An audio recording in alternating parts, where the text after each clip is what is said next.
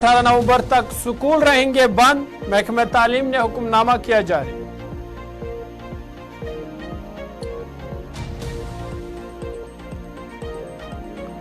साबा में बैन-अक़वामी सरहद पर आर पार फायरिंग। पाक रेंजर्स की फायरिंग से एक बीएसएफ एहलकार जान बहक।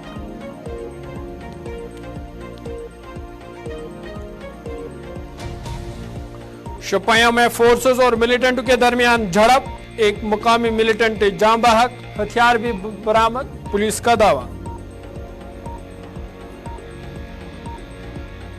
और यूपी से दिल को दहला देने वाला वीडियो आया सामने। तलबा को आलू की बोरियों से बांधने का वीडियो वायरल। पुलिस ने मामले का लिया नोटिस।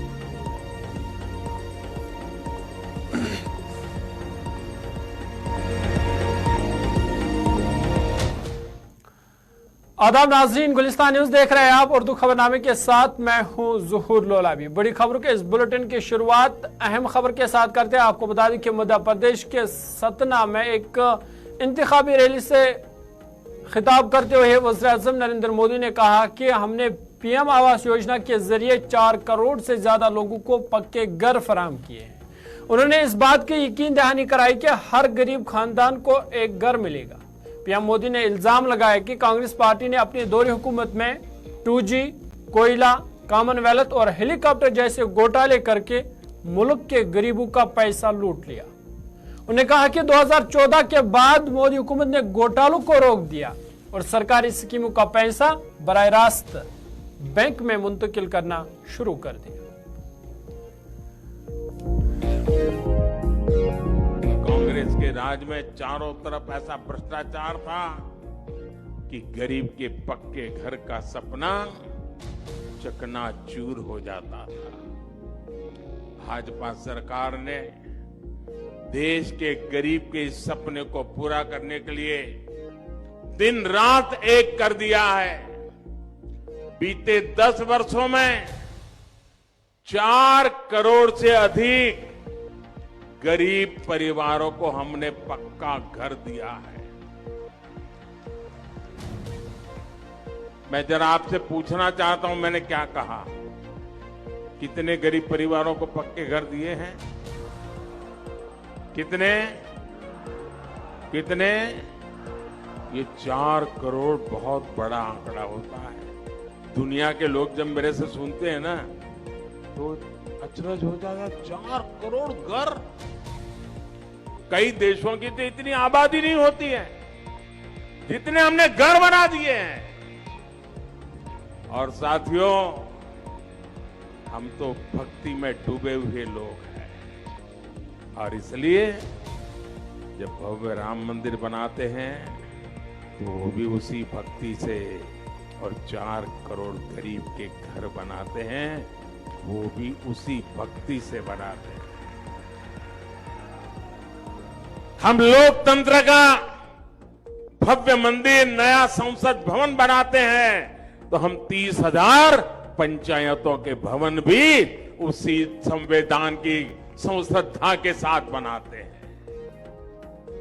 और मुझे खुशी है कि भाजपा की डबल इंजन सरकार होने के कारण एमपी उन राज्यों में से एक है जहां गरीबों के लिए लाखों घर बनाए गए। यहां सतना में भी। इधर कांग्रेस पार्टी के सीनियर लीडर राहुल गांधी ने कहा कि मध्य प्रदेश में कांग्रेस पार्टी जीतने वाली है। उन्होंने कहा कि पिछली बार भी कांग्रेस ने वादा किया था कि किसानों के कर्जे माफ किए जाएंगे और काबीना की पहली मीटिंग में कर्जे माफ किए गए थे। उन्होंने कहा कि कांग्रेस झूठ नहीं बोल रही है, जो बोलती है वो करके दिखाती है। उन्होंने कहा कि मुल्क में जात पात की मर्दमशुमारी होनी चाहिए।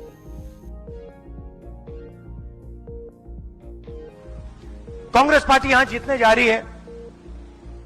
मैं यहां आपसे आता हूं, वायदे करता हूं, मैं वायदे पूरे करता हूं। पिछली बार मैंने आपसे कहा था, मैं आपको झूठ नहीं बोलता हूं, पिछली बार मैंने आपसे कहा था देखिए किसानों का कर्जा माफ हो जाएगा। कर्जा माफ हमने पहली कैबिनेट मीटिंग में कर दिया। 15 लाख रुपए का वायदा नरेंद्र मोदी जी ने आपसे किया, हर बैंक अकाउंट में 15 लाख रुपए आएगा। हो गया पूरा क्या? उन्होंने कहा था नोटबंदी से काला धन मिट जाएगा, मिट गया क्या? तो मैं आपसे जो कहता हूं कर डालता हूं। और मैंने यात्रा में मन बना लिया है। 4000 किलोमीटर चला हूं, हिंदुस्तान की सच्चाई मैंने देखी है। मैंने मन बना लिया है कि कुछ भी हो जाए, हिंदुस्तान में और मध्य प्रदेश में जाति जनगणना होगा होगा होगा। और ओबीसी को, दलित को और आदिवासी को जो अधिकार मिलना चाहिए, जो भागीदारी उनकी होनी चाहिए, वो होगी। कांग्रेस पार्टी के सीनियर लीडर प्रियंका गांधी ने मध्य प्रदेश में अवामी जलसे से खिताब करते हुए कहा कि कांग्रेस पार्टी ने हमेशा अवाम के हुकूक की बात की। उन्होंने कहा कि इंदिरा जी जानती थी कि इस जमीन पर लोगों का हक है, इसलिए उन्होंने भारत के शहरियों को तालीम और खुराक का हक दिया। प्रियंका वाड्रा ने कहा कि महात्मा गांधी के असूलों को कांग्रेस अपना रही है। कांग्रेस ने मुल्क की आजादी की जंग लड़ी है। उन्होंने कहा कि उनके नाना और वालिद ने इस मुल्क के लिए खून बहाया है। पुश्तों से कर रहे हो, इस जमीन पे हक आपका है, इसीलिए आपको पट्टे दिए। शिक्षा अधिकार कांग्रेस की सरकार ने क्यों दिया? आपका अधिकार है। लोकतंत्र में शर्म होनी चाहिए कि कोई भी बच्चा अनपढ़ रहे तो बच्चों को पढ़ना लिखाना, उनको शिक्षा देना सरकार की जिम्मेदारी बना दी, उसको आपका अधिकार बनाया। भोजन का अधिकार बनाया कि कोई ऐसा नहीं होना चाहिए इस देश में जो खाली पेट सोए। सबको अधिकार है कि कम से कम एक दिन का भोजन मिलना चाहिए। ये सब अधिकार कांग्रेस ने इसलिए आपको दिलवाए क्योंकि आप ही के थे। ये समझ थी, ये कांग्रेस की पुरानी परंपरा है। मैंने रामायण भगवान राम की बात की, महात्मा गांधी जी ने यही असूल सिखाए थे हमको, वही रामायण के असूल। महात्मा गांधी जी को जब गोली लगी, वो जमीन पे गिरे, क्या कहा, क्या निकला उनके मुंह से? कोई बता सकता है? हे राम, हे राम, हे राम। क्योंकि महात्मा गांधी की पूरा जो जीवन था उनका पूरा जो शरीर था, जो जीवन था, उन्होंने उन्हीं असूलों पे उस जीवन को बिताया, उस जीवन को जिया, उन्हीं असूलों पे। इसीलिए जब गोली लगी, आप सोच सकते हैं किसी को गोली लगती है, क्या निकल सकता है मुंह से? चीखेगा, चिल्लाएगा। उनके मुंह से निकला हे राम। इससे कुछ मालूम होना चाहिए आपको। और उन्हीं की परंपराओं से ये कांग्रेस पार्टी बनी है, उन्हीं के असूलों से ये कांग्रेस पार्टी बनी है। आजादी के लिए लड़े हैं, खून बहाया है, मेरे पिता ने बहाया, मेरी दादी जी ने बहाया, क्योंकि इस देश के लिए कुछ। आगे बढ़ते हैं, बात दिल्ली की करते हैं और आपको बता दें कि दिल्ली में आलूदगी का कहर लगातार जारी है और आलूदगी की मुसलसल बढ़ती हुई सतह को देखते हुए दिल्ली हुकूमत ने छुट्टियों का ऐलान किया है। तमाम स्कूल 18 नवंबर तक बंद रहेंगे। सरमा की तातीलात का ऐलान दिल्ली के स्कूलों में किया गया है और यह हुक्मनामा दिल्ली के महकमे तालीम ने जारी किया है। हुक्मनामे में कहा गया है कि दिल्ली में बढ़ती हुई आलूदगी की सतह को देखते हुए सरमाई इजलास को आगे बढ़ाने का फैसला किया गया है और इस दौरान मुकम्मल तौर पर स्कूल बंद रहेंगे। कहा गया कि 9 से 18 नवंबर तक तमाम स्कूल बंद रहेंगे और उस्ताद भी घरों में ही रहेंगे। हुकाम की जानिब से कहा गया कि मौसमी सरमा की छुट्टियों के बाकिया दिनों के बारे में मुनासिब वक्त पर फैसला किया जाएगा। बता दें कि पूरी दिल्ली में हवा के खराब मेयार की वजह से प्राइमरी स्कूलों को 10 नवंबर तक बंद रखने का फैसला किया गया था। वहीं दिल्ली में हवा का मेयार मुसलसल खराब हो रहा है, फिजाई आलूदगी में इजाफा हो रहा है और दिल्ली फिजाई आलूदगी पर मुकामी लोगों का कहना है कि आलूदगी की हालत बच्चों बूढ़ों के लिए बहुत खतरनाक है। हुकूमत को इस पर काबू पाने के लिए कुछ इस्लाही इकदाम करने की जरूरत है, वरना हालात हाथ से निकल भी जाएंगे। डीजल और पेट्रोल गाड़ियों से इलेक्ट्रिक गाड़ियों की पॉलिसी में तब्दीली की जरूरत है। लोगों का कहना है कि मौजूदा हालत में अवाम का दम घुट रहा है। लोगों को इससे आगाह होना चाहिए। जब वो अपने घर से बाहर निकले तो उन्हें मास्क पहनना चाहिए। I think government needs to do some very corrective actions to control this. Otherwise, things would be out of hands. Normally, we see कि पराली के कारण ये जो है ये पॉल्यूशन आता है, पर मुझे लगता है कि शायद पराली वाला पार्ट तो गवर्नमेंट ने कंट्रोल कर लिया है कुछ हद तक। पंजाब हरियाणा का जो राइस पैडी वगैरह के बाद जलाते हैं। मेरा ये मानना है कि अब जो फिलहाल की जो सिचुएशन है ये वाकई दम घोटू स्थिति है और इसमें सबसे बड़ी जो कारण बता रहे हैं किसी तरह का, इसके बारे में मैं कुछ नहीं कह सकता, लेकिन बाकी जो स्थिति है वो काफी गंभीर है। लोगों को भी इस पे अवेयर रहना चाहिए। अपने आप को शुरू से जो सुबह शाम है। चलिए आगे बढ़ते हैं। यूपी से बड़ी खबर है। यूपी से शर्मनाक वीडियो सामने आया है। दिल को दहला देने वाला ये वीडियो सामने आए हैं। ये तस्वीरें आप देख सकते हैं कि किस तरह बच्चों को आलू के बोरियों के साथ बांधा गया है। ये शर्मनाक वीडियो वायरल हुआ है यूपी से, जहां पे स्कूल बच्चों को आलू की बोरियों के साथ बांधा गया है। ये दिल को दहला देने वाली तस्वीरें आप देख सकते हैं कि किस तरह तालिबे इल्मों को जो आलू की बोरियां हैं उनके साथ इन्हें बांधा गया है, और कहीं ना कहीं ये वालिदैन की लापरवाही है और साथ ही साथ ट्रैफिक पुलिस की भी लापरवाही है, जो इस तरफ नहीं देख रहे, क्योंकि बच्चों को आलू की बोरियों के साथ बांधा गया है। ये खौफनाक तस्वीरें आप देख सकते हैं, और तलबा को ऑटो में आलू की बोरियों से लादने का ये वीडियो वायरल हुआ है। ताहम पुलिस ने भी इस हवाले से कार्रवाई की है। आपको बता दें कि यूपी के कंवलपट्टी गांव के करीब ये वायरल वीडियो शूट किया गया है, जिसमें आप साफ तौर पर देख सकते हैं कि किस तरह मासूम बच्चों को, मासूम तलबा को आलू की बोरियों से बांधा गया है। और कहीं ना कहीं एक तरफ जहां ये वालिदैन की भी लापरवाही है, जो इसकी तरफ ध्यान नहीं दे रहे कि किस तरह उनके स्कूल, किस तरह उनके बच्चे जो है वो स्कूल पहुंच जाते हैं, और वहीं दूसरी जानिब ये ट्रैफिक पुलिस की भी लापरवाही है, जो इन ऑटो या ऑटो ड्राइवर हैं उनके खिलाफ कोई कार्रवाई नहीं कर रहे। फिलहाल इस हवाले से पुलिस ने कार्रवाई की है और पुलिस इस पूरे मामले में जुटी हुई है। ये थाना इंद्रगढ़ क्षेत्र अंतर्गत एक वीडियो संज्ञान में आया है, जिसमें एक ओवरलोडेड ऑटो में, जिसमें प्याज की बोरियां भी है और साथ में बच्चों को भी उसमें बैठाया हुआ है, जो कि सही स्थिति में नहीं है। इसमें पुलिस द्वारा विधिक कार्रवाई की जा रही है। ऑटो वाले के विरुद्ध विधिक कार्रवाई पूर्ण करी जाएगी। इसमें साथ ही ट्रैफिक नियमों का भी जो उल्लंघन किया है उसके अंतर्गत भी कार्रवाई करेंगे। साथ ही इसमें जितने अभिभावक हैं और स्कूल जहाँ पे इस तरह के वैन्स और ऑटो संचालित होते हैं, उनके लिए भी आग्रह है कि इस प्रकार के जो ड्राइवर्स हैं वो उनका स्वयं भी इस तरह के ड्राइवर्स को ना यूज करें अपने बच्चों को स्कूल से आने और ले जाने के लिए। चलिए आगे बढ़ते हैं। यूपी के लखीमपुर खीरी में जूनियर इंजीनियर्स पीडब्ल्यूडी महकमे के दफ्तर के बाहर हड़ताल पर बैठ गए हैं। महकमा पीडब्ल्यूडी के एग्जीक्यूटिव इंजीनियर के खिलाफ ये एहतजाज लगातार जारी है, जिसमें कई इंजीनियर्स शामिल हैं, और ये जो धरना है ये एग्जीक्यूटिव इंजीनियर पर जहनी इस्तेसाल का इल्जाम इन्होंने लगाया है, और लगातार उनके खिलाफ एहतजाज जारी है। जूनियर इंजीनियर एग्जीक्यूटिव इंजीनियर के खिलाफ कार्रवाई का मुतालबा कर रहे हैं।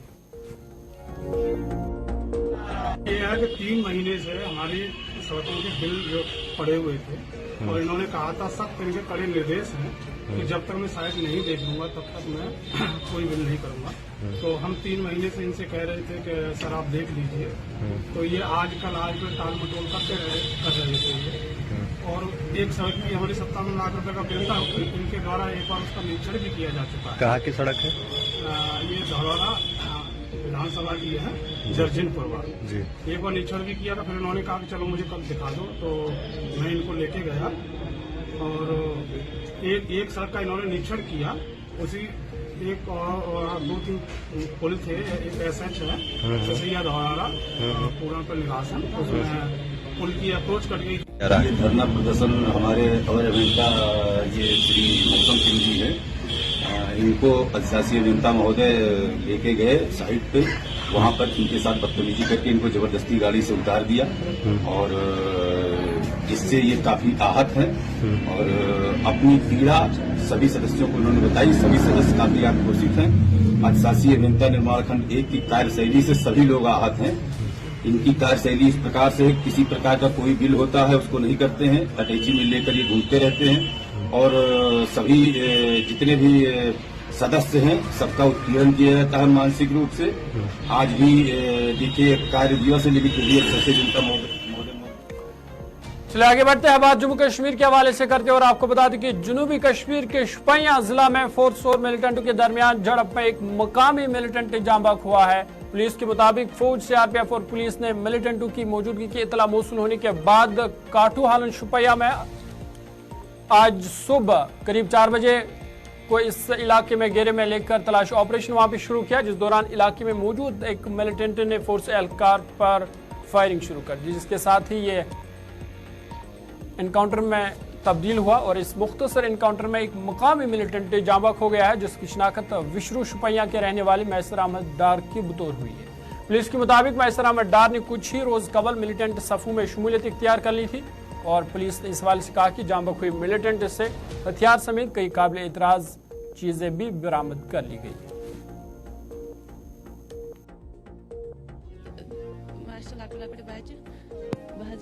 शंगने बस खोचान मे शुर खोचान बस युद ये आर्मी 8 बजे रात कड़क नबर नीक याद गारस मज तो पे पता क्या दलील गई तो क्या कोर अस दुक नबर नीन कह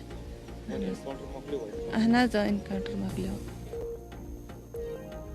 आगे बढ़ते हैं, सांबा में बैन अवी सरहद पर पाक रेंजर्स और बीएसएफ के दरमियान गोलियों का तबादला हुआ है। बीएसएफ का कहना है कि पाक रेंजर्स की फायरिंग में बीएसएफ का सिपाही जांबाक हुआ है। बीएसएफ के मुताबिक दौरान शब सांबा जिला में बैन अवी सरहद पर रामगढ़ सेक्टर में पाकिस्तानी रेंजर्स की बिला इश्ताल फायरिंग में बीएसएफ का एक सिपाही शदीद जख्मी हो गया। तकरीबन 1 बजे पाकिस्तान रेंजर्स ने रामगढ़ सांबा में नारायणपुर पोस्ट पर फायरिंग शुरू कर दी। बीएसएफ ने भी जवाबी कार्रवाई की और दोनों फरीकों के दरमियान कुछ देर तक फायरिंग का सिलसिला जारी रहा। बीएसएफ का एक हेड कांस्टेबल लाल फरमान कीमत जख्मी और इसे फौरी तौर पर रामगढ़ के कम्युनिटी हेल्थ सेंटर अस्पताल मुंतकिल किया गया। इब्तिदाई इलाज के बाद जख्मी बीएसएफ एहलकार को मजीद इलाज मुआवजा के लिए जेएमसी अस्पताल जम्मू रेफर किया गया। ताहम सिपाही जेएमसी ले जाते हुए जख्मों की ताब न लाकर दम तोड़ गए।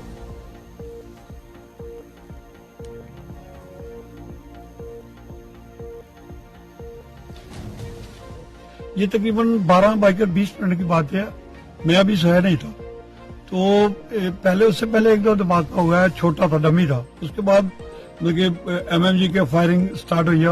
उसके बाद काफी बड़े बड़े धमाके भी हुए। हमारा गांव पूरे का पूरा हिल चुका था और जो ही आवाज स्टार्ट हुआ है, हमारे लोग तकरीबन यूज तो हो गए। इन लोगों को पता है हमारे गाँव में बंकर भी काफी है, लोग बंकरों में हो गए। हमने आवाज दी कि अपने लाइटें सारी अपने ऑफ कर दो और अपने डिफेंसिव हो जाओ, अंदर हो जाओ।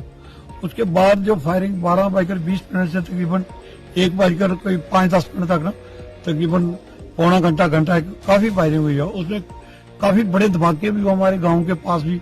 लेकिन यह है कि भगवान की कृपा रही कि ये मैनुअल लॉस हमारा नहीं हुआ। पिछले अगर 2 हफ्तों की बात करें तो लगातार फायरिंग हो रही है, किस तरह का माहौल है बॉर्डर पर? देखो, माहौल ये है कि मैक्सिमम जमीनें बॉर्डर पे हैं, तो बीएसएफ वाले बताते रहते भी आगे नहीं आना, तो उससे हमें पता चलता रहता है कि अभी जो बड़ा क्रिटिकल माहौल है, तो एक किस्म की दहशत सी बनी है। और खासकर हमारे जो किसान लोग हैं, हमारी सारी की सारी फसल पक्की पड़ी है, तो लेबर भी ना मिलने से कमाने वाले भी नहीं मान रहे, तो एक दहशत भी है, यहाँ दहशत भी है। इधर सांबा में बैन अवी सरहद के नजदीक रिहाइश पजीर लोगों का कहना है कि सरहद पर फायरिंग से न सिर्फ इलाके में खौफ और दहशत का माहौल फैला हुआ है, बल्कि किसानों का भी बहुत नुकसान हो रहा है। उन्होंने कहा कि अगरचे आजकल फसल काटने का सीजन है, ताहम किसानों को अपने खेतों में इजाजत नहीं दी जा रही है, जिसकी वजह से उन्हें नुकसान का अंदेशा है।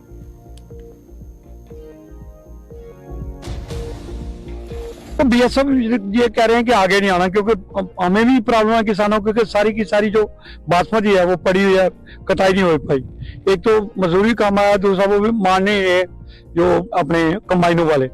तो किसानों को तो यहाँ दहशत का माहौल है, वहाँ किसानों को लिए ये भी परेशानी है कि साल भर का जो अनाज था, जिससे उन्होंने खर्चे अपने चलाने सब कुछ करना था, उसके लिए भी प्रॉब्लम आ रही है। तो हमारी लिबरल पॉलिसी जो भारत की है वो हमें खराब कर रही है। पाकिस्तान जितना हमें दुखी कर रहा है, जितना वो ओवर पावर बनता जा रहा है, जो वो इसका एक ही इलाज है, इसका एक ही इलाज है, इसको मुंह तोड़ ऐसा इसको मदद चुकाया जाए ताकि ये सदियों तक ये उठना पाए।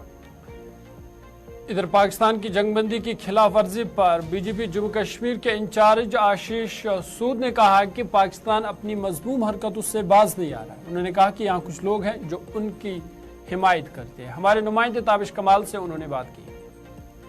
आंतरिक सुरक्षा मजबूत हुई है तो कुछ लोग जो भारत में रहकर पाकिस्तान से बात करने की वकालत करते रहते हैं, उनकी राजनीति को भी चलाने के लिए और अपनी अंदरूनी चीज़ों से स्थानीय जनता का ध्यान हटाने के लिए पाकिस्तान इस तरह की हरकत करता है, जिसका मुंहतोड़ जवाब हमारी फौजें देती हैं। पाकिस्तान को उसका मुंहतोड़ जवाब मिलता है और सजा भी मिलती है। किसी भी दो देशों में जो सीज फायर है उसका यूएन कन्वेंशंस के हिसाब से मर्यादित व्यवहार किया जाना चाहिए। पाकिस्तान उस मर्यादा को बार बार तोड़ रहा है, मगर अब केवल चेतावनी नहीं दी जाती है, उसका जवाब दिया जाता है और पाकिस्तान उसके जवाब के रूप में।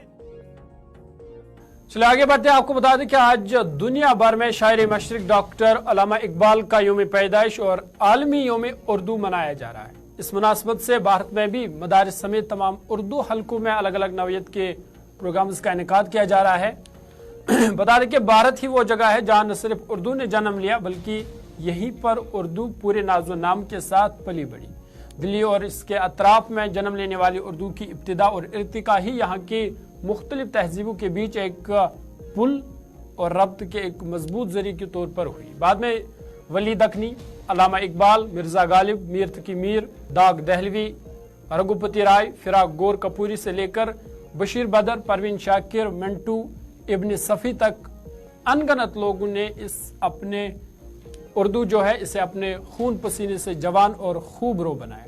फिर एक ऐसा जरे दौर भी आया कि उर्दू तहजीब और शेरनी का इस्तियारा बन गई, मगर तकसीम हिंद के बाद हालात ने कुछ इस तरह करवट बदली कि उर्दू अपने ही वतन में पहले पराई और अजनबी बना दी गई और अब न्यू इंडिया के दौर में अल्लामा इकबाल और उर्दू को दुश्मन और शजर ममनुआ जैसे बर्ताव का सामना है। इसी साल का वाक़ा है कि जब 27 मई को दिल्ली यूनिवर्सिटी के एकेडमिक काउंसिल ने अल्लामा इकबाल को तकसीम हिंद और क़याम पाकिस्तान का जिम्मेदार करार देते हुए इन्हें अपने निसाब से हटा दिया था। इसके अलावा गुज़िश्ता साल एक ऐसा वाक़ा पेश आया जिसने उर्दू और अहले उर्दू को झंझोड़ कर रख दिया। 26 दिसंबर 2022 को बरेली जिला के एक सरकारी स्कूल में अल्लामा इकबाल की दुआ लब पे आती है, दुआ बन की तमन्ना मेरी पढ़ाने पर प्रिंसिपल और एक मुआविन टीचर के खिलाफ न सिर्फ मुकदमा दर्ज कर लिया गया, बल्कि मुआविन टीचर नाहिद सिद्दीकी को गिरफ्तार करने के अलावा उन्हें मुलाजमत से भी बर्खास्त कर दिया गया। एक तरह से मुल्क में उर्दू और अल्लामा इकबाल की तरवीज को काबिल सजा जुर्म बना दिया गया है। तो हम आपको बता दें कि आज पूरी दुनिया में अल्लामा इकबाल का दिन और यौम उर्दू भी मनाया जा रहा है।